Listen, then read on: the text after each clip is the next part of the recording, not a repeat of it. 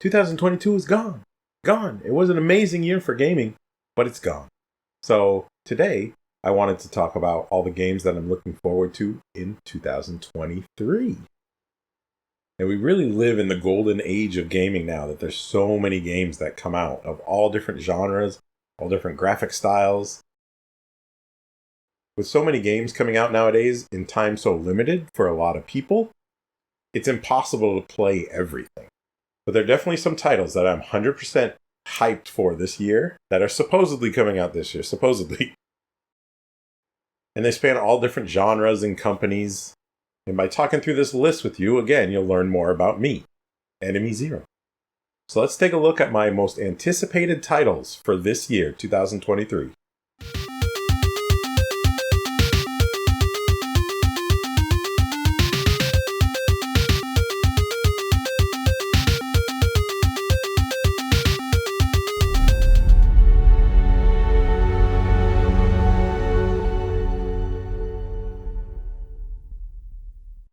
This list is in no particular order, by the way, so I'm just going to start where I need to start. And the first game that I'm really looking forward to this year, supposedly this year, is Alan Wake Part 2. The first Alan Wake was amazing, and it seemed like a standalone game. So fans have been wanting an Alan Wake 2 forever, including me, and they finally announced it last year, and supposedly it's coming out this year. Probably closer to Christmas if it makes it, We'll see how far along it is.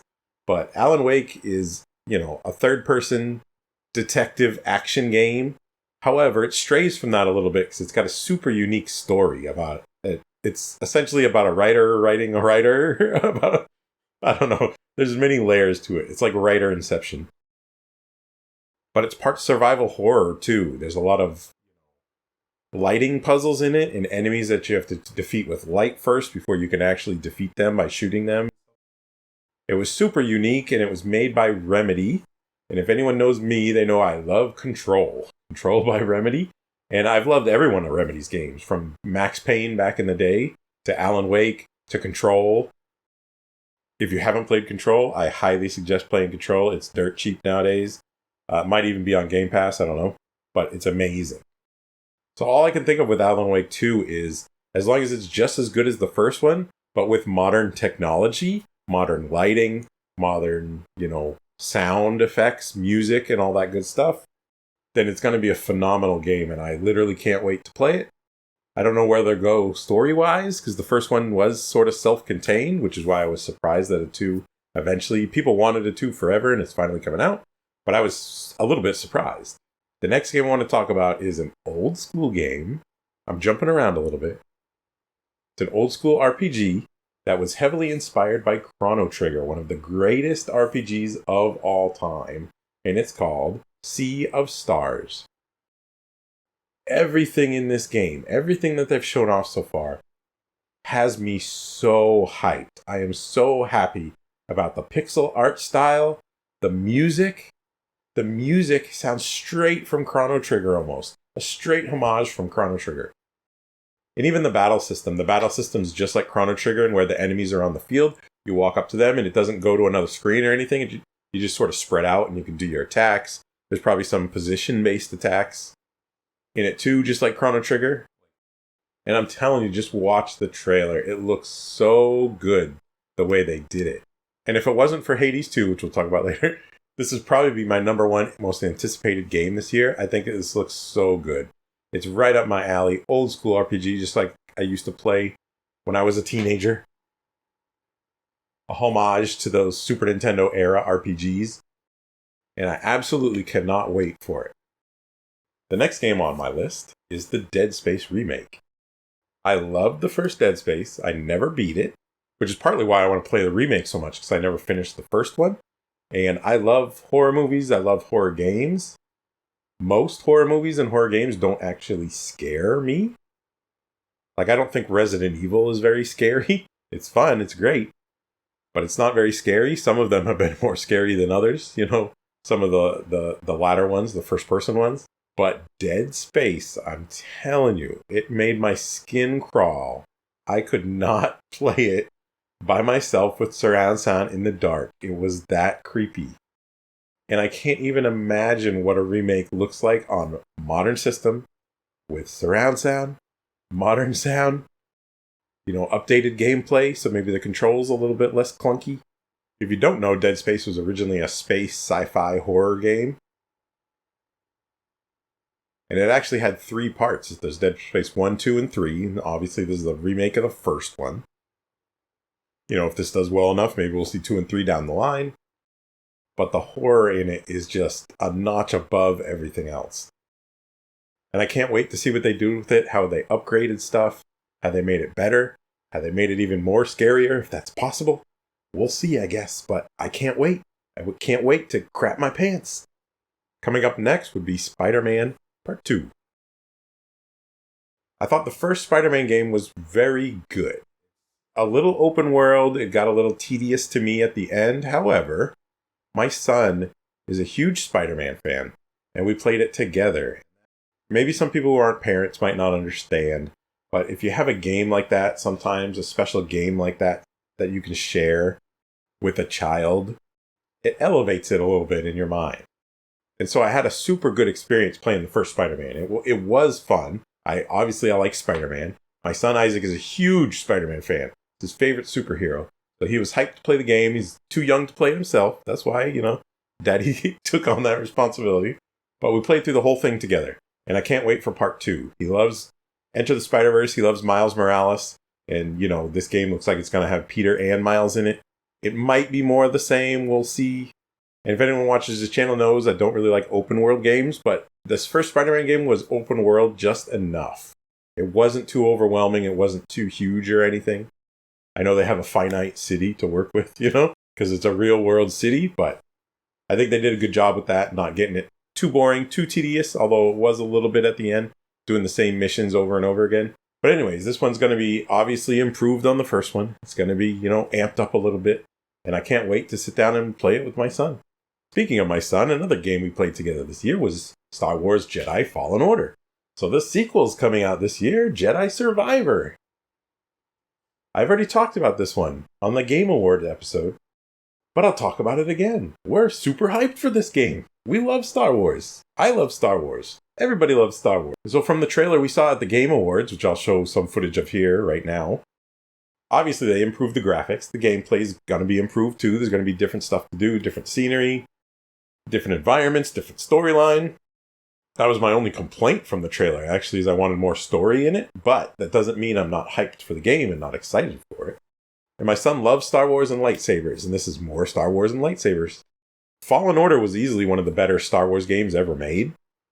Even with its flaws, even with its difficulty flaws and the map, oh gosh, that auto map, duh. So as long as they fix that auto map, I think Jedi Survivor, it's gonna be good. More Jedi, more expansive environments, more lightsabers, more kicking some Sith butt. Another retro game that's coming out this year that I'm super hyped for is the Suikoden 1 and 2 Remaster. The PlayStation came out when I was in high school, and I remember it fondly. And so that era of PlayStation RPGs, I think, is one of the greatest RPG eras of all time. And Suikoden 1 and 2 were 2 of the key titles in that era. Other than, obviously, the Final Fantasy games, and, there's countless others on the PlayStation. But Suikoden 1 and 2 were super unique. They were so good. They were classic turn-based RPGs, but you had a bigger party, and the battles are super fast-paced. You basically choose all your attacks, then people do all the attacks, sort of at the same time based on their speed. You don't have to do an attack, wait, do an attack, wait, do an attack, wait. So it was very fast-paced. It was definitely different than most other RPGs at the time. And there's also this giant cast of characters in them. Each one, I believe, had 108 characters that you could find throughout your journey.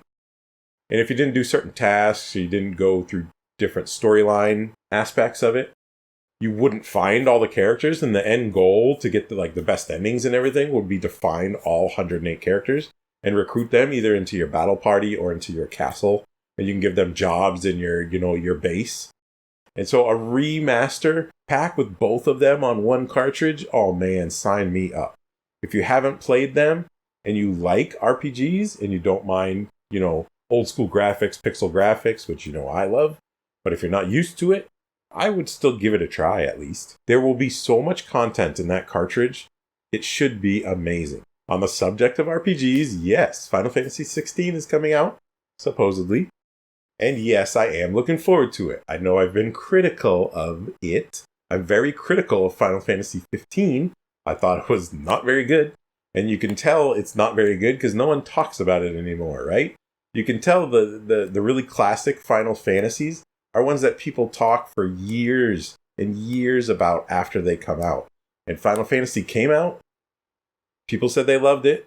You don't hear anybody talking about it. But I will always give companies the benefit of the doubt. And there's obviously been way more successful Final Fantasies than unsuccessful ones. And so I do have hopes that 16 is good. We all know the graphics are going to be great. The storyline is going to be complex. So it's all about the gameplay and the characters to me. And I do have high hopes. Let's see it come out this year. Let's give it a try. Let's not judge it, prejudge it. I like to be optimistic about these sort of things. So hopefully Final Fantasy 16 comes out and it's just amazing. It's one of the best ones of all time. We'll see. But it is on my radar. I am excited for it. We'll see where it goes. I know I talk that I don't like open world games, but really the only open world game I've ever really played like hours and hours was Breath of the Wild. So obviously I am really looking forward to Tears of the Kingdom that comes out this year. And I know all the buzz about Tears of the Kingdom is actually not all that positive. Meaning a lot of people think it looks the same as the first one. Right? And I can see that too, but also you have to remember that the first one, Breath of the Wild, was actually built for the Wii U. And so this one being built for the Switch, I think it should alleviate some people's fears that it's going to be, the frame rate's not going to be that good. The environments are going to be just like the first one and not more expansive. And we have no reason not to give Nintendo the benefit of the doubt on it. I would love if Princess Zelda could be a playable character finally, eventually. But I don't think it's ever going to happen. But yes, I love the world of Breath of the Wild. I love how it didn't tell you anything and just let you explore, let you do your thing. I love the combat. I love the flying. I love the exploration. And everything that's optional is really optional. The only thing you really had to do was get enough hearts to beat the game and then go through, the 4 major things. And I did all that. Obviously, I beat the game and everything. I didn't do 100% everything in the game. That's not my thing in open world games. That's why I don't like open world games that much. But, there's definitely enough there to love, even if you're in the range of, not doing open world stuff to doing open world stuff. And like a good sequel, if Tears of the Kingdom just takes the base, the great stuff about the first one, and builds on it, does it bigger, does it better, fine-tunes some things, then this game should be just as good, if not better, than Breath of the Wild. And the final game that I'm looking for this year, everybody already knows this if you've seen some of my other videos, and it's Hades Part 2. I won't gush about Hades again, I did it in the other video, but this is my most anticipated game of the year, other than maybe Sea of Stars. I love the first Hades, and almost just like Remedy. I've never played a bad Remedy game, well, I've never played a bad Supergiant game either. Supergiant in their art direction are the best in the industry, bar none. I love the voice acting, I love the music, I love the art. I love the art style. All the love and care that Supergiant puts into their games, you can see in every second of their game. And that speaks to me. That's why they have such a special place in my heart. And that's why Hades 2, 100% I know right now that I'm going to love it. So Hades, if you don't know, it's a roguelike. You go through a dungeon, different every time you play, and you get different powers every time you play. So no 2 runs are the same almost. There's a bunch of different weapons to choose from. Each one controls completely different. There's items to use and stuff like that. Once you die, you do restart at the beginning. But there's some currencies and stuff that you can use to power yourself up. So the next time you go through, you get a little bit farther. And that's essentially what a roguelike is, roguelite. Again, what set Hades above the rest for me is the art direction and just the style of the game. I fell in love with it, and I can't wait for Hades 2. Next Christmas, hopefully you'll be seeing a video on this channel, my games of the year, and it's either going to be Sea of Stars and Hades 2. Just you watch. Just you wait and see. Anyways, it's just some games I'm looking forward to this year. If you agree or not, let me know in the comments below. Let's have a conversation. Let's build up the community. Let's talk about it. And if you want to recommend anything that's not on my list, that based on my list you think I would like, then let me know in the comments. Or tweet at me if Twitter's still around. I don't know at this point. So thanks for watching. Thanks for chatting with me. And remember, I'm Enemy Zero, and you're not. Congratulations for making it to the end of a video. Thanks for the support by subscribing and following. My links below. And if you want cool merch like our Bloody Star channel shirts, go to shop.enemyzero.com. Take care.